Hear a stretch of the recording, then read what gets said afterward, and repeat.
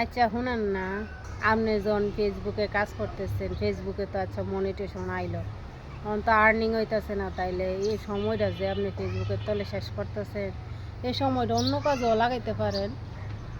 যেমন মানে pass time মানে কিছু করলে তো আমরা সংসারে আবার উন্নতিও বাড়তে পারে। তখন আপনি কী করেন? আরে ফেসবুকে কাজ করছি আমরা, বুঝছো? এত কিছু করছি, হ্যাঁ, এত কষ্ট করে এতটুকু সামনের দিকে আগাইছি। এখন যদি আমরা হাল ছাইড়া দিই তাহলে হইব? হাল ধরে রাখতে হইব, মনও সাহস রাখতে হইব, বুঝছো? না, আল্লাহ আমি তো কই নাই বাদ দিয়া দিতেন, আপনি এটার কাজও করবেন, পাশাপাশি অন্য একটা কাজ বাছাই করে নেবেন অবসর টাইমটা। অন্য কাজ করতে গেলে তো ফেসবুকে কাজ করতে পারি না, ওই সময়টা পাইতেছি না। তো ওই জন্য ওই ফেসবুকে কাজ করতেছি। ধৈর্য ধরলে সব কিছুরই একটা সফলতা অর্জন করা যায়। ধৈর্য ধরতে হইব, বুঝছো?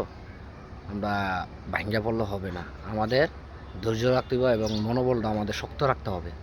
যদি আমরা মনোবলটা শক্ত না রাখতে পারি তাহলে তো আমরা ফেসবুকে কখনোই আমরা কাজ করতে পারবো না, বুঝছো?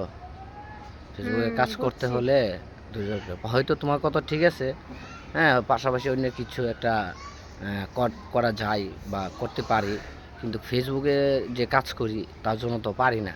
কিন্তু তুমিও টেনশন করো না, একদিন আমরা সফলতা পাবো, আমাদের একদিন আর্নিং হবে।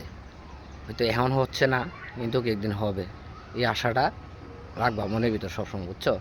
আর ধৈর্য হারাইবে না কখনো, ঠিক আছে? আচ্ছা ঠিক আছে। বুঝতে পারছো? হুম।